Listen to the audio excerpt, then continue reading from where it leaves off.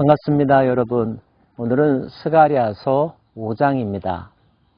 이제까지 우리는 스가랴가 모두 5가지의 환상을 본 것에 대해서 살펴보았는데요. 한번 정리할까요? 첫 번째 환상은 이 성전이 건축될 것이다, 반드시 지어질 것이다 라고 하는 약속의 말씀이었고요. 두 번째 환상은 대장장이들이 뿔들을 꺾는 이야기, 즉 유다를 괴롭혔던 민족들을 벌하시겠다고 하는 환상이었습니다. 세 번째 환상은 예루살렘을 측량하는 내용, 그래서 예루살렘을 재건하고 거기 거하시겠다고 하는 말씀이었고요. 네 번째 환상은 여호수아에게 아름다운 옷을 입히라고 하는 내용, 즉 대제사장직의 회복을 보여주셨죠. 다섯 번째 환상은 두 감람나무와 순금 등잔대 환상이었는데 그 내용은 스룹바벨을 세워주시겠다고 하는 것이었죠. 스룹바벨에게 격려하시면서 또 교만하지 않을 것도 말씀하시면서 나의 영이 이 모든 것들을 이루게 하겠다고 하신 것, 이것이 다섯 번째 환상이었습니다. 이 모든 환상들의 공통점이 있다면 그것은 유대 백성들을 격려하고 지도자들을 세워주고 그 나라가 다시 재건될 것임을, 회복될 것임을 보여주는 내용이죠. 자, 앞으로도 3번의 환상을 더 살펴보게 될 터인데요. 오늘 6번째와 7번째 환상이 나옵니다. 그 환상의 내용은 무엇일까요? 우선 6번째 환상은 날아가는 두루마기 환상이다라고 말할 수 있겠습니다. 내가 다시 눈을 들어본즉 날아가는 두루마리가 있더라. 그가 내게 묻되 내가 무엇을 보느냐 하기로 내가 대답하되 날아가는 두루마리를 보나이다. 그 길이가 20규빗이요 너비가 10규빗이니이다. 그가 내게 이르되 이는 온 땅 위에 내리는 저주라.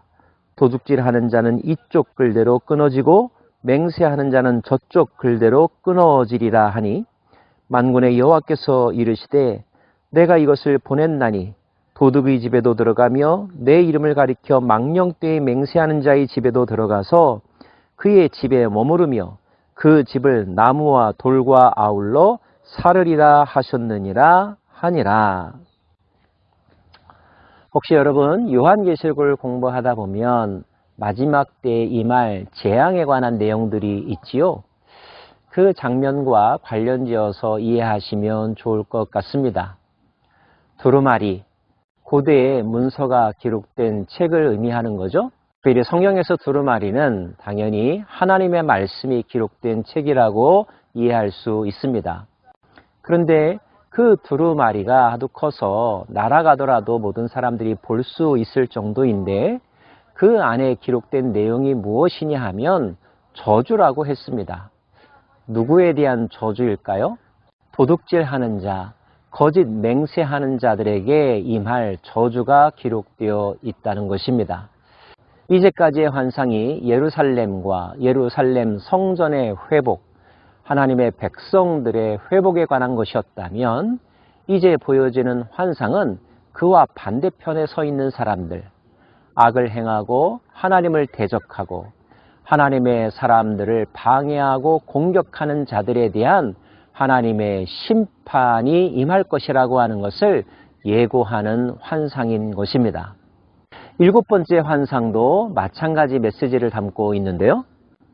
내게 말하던 천사가 나와서 내게 이르되 너는 눈을 들어 나오는 이것이 무엇인가 보라 하기로 내가 묻되 이것이 무엇이니까 하니 그가 이르되 나오는 이것이 에바이니라 하시고 또 이르되 온 땅에서 그들의 모양이 이러하니라. 이 에바 가운데는 한 여인이 앉았느니라 하니 그때 둥근 납조각이 들리더라. 그가 이르되 이는 악이라 하고 그 여인을 에바 속으로 던져놓고 납조각을 에바 아귀 위에 던져 덮더라. 내가 또 눈을 들어본즉 두 여인이 나오는데 학의 날개 같은 날개가 있고 그 날개에 바람이 있더라. 그들이 그 에바를 천지 사이에 들었기로 내가 내게 말하는 천사에게 묻되 그들이 에바를 어디로 옮겨가나이까 하니 그가 내게 이르되 그들이 신할 땅으로 가서 그것을 위하여 집을 지으려 함이니라. 준공되면 그것이 제 처소에 머물게 되리라 하더라. 도둑질하는 자, 거짓 맹세하는 자를 뒤에서 지배하고 조종하는 세력이 바로 악이죠. 도둑질하는 행동, 거짓 맹세하는 행동을 하는 자들도 징계를 받을 것이지만 더 중요한 것은 그들을 지배하는, 뒤에서 조종하는 악을 심판하는 것이 아니겠습니까? 7번째 환상은 그 악을 하나님께서 징계하시고 가두어 놓으시겠다는 환상입니다. 에바라고 하는 단어가 등장하죠. 에바는 곡식을 담는 그릇이자 측량의 도구입니다. 그 에바 속에 여인이 갇혔는데 그 여인이 바로 악이라고 했습니다. 하나님께서 그 악을 에바에 가두고 무거운 납으로 밀봉시키겠다는 것이죠. 그리고 그 천사들을 통하여서 그 에바를 저 멀리 신할 땅으로 옮기겠다는 것입니다. 신할 땅이 의미하는 바는 무엇일까요? 고대 역사에서 신할 땅은 악의 본거지였습니다. 창세기 11장에서 바벨탑이 세워진 곳이 바로 신할 땅이었고요. 바벨론 제국, 유다 예루살렘과 유다 백성들을 포로로 잡아가고 성전을 무너뜨렸던 세속 권력의 본거지가 바로 바벨론인데 바벨론이 있던 곳이 바로 신할이죠. 자, 유대 땅에 있는 악을 결박하신 하나님은 그 악을 저 멀리로 추방한다는 것입니다. 왜 바벨론으로 추방시켰을까요? 요한계시록에 보면 하나님의 천사가 사단을 무저갱에 가둔다는 이야기가 나옵니다.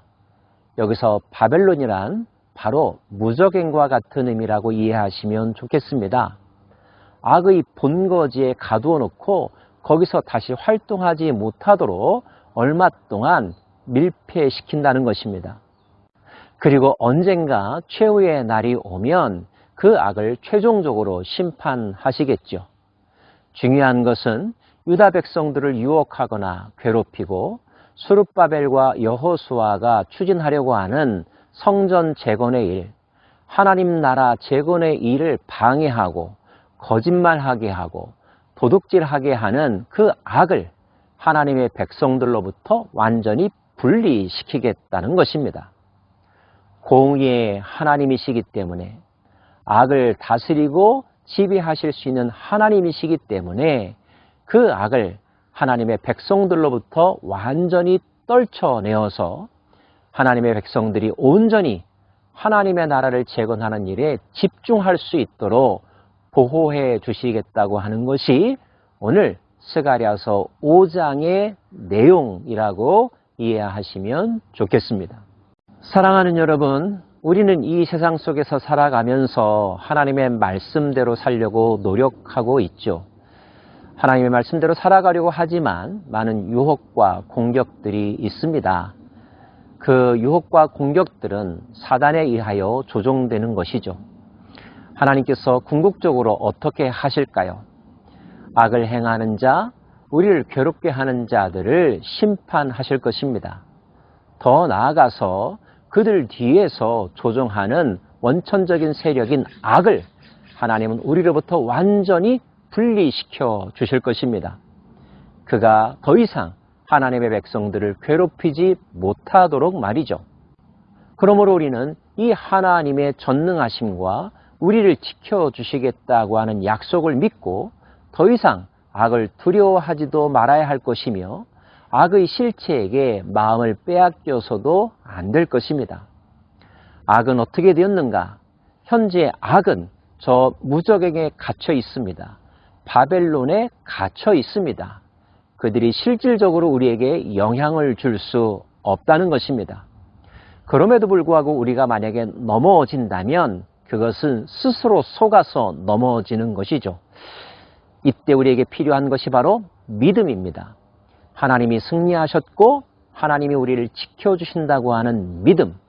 악은 하나님에 의하여 제압당했다고 하는 믿음, 그래서 악에 대하여 갖는 어떤 생각도 우리에게 부정적인 감정을 일으키지 아니하도록 그 생각에 노예가 되지 아니하고 하나님의 보호하심과 말씀 안에서 자유함과 당당함과 승리의식을 가지고 살아가는 것, 이것이 유다 백성들에게 이 환상을 보여주신 하나님의 의도요, 이 시대에 우리들을 향한 하나님의 뜻이라는 것을 기억하시기를 바랍니다. 기도하겠습니다.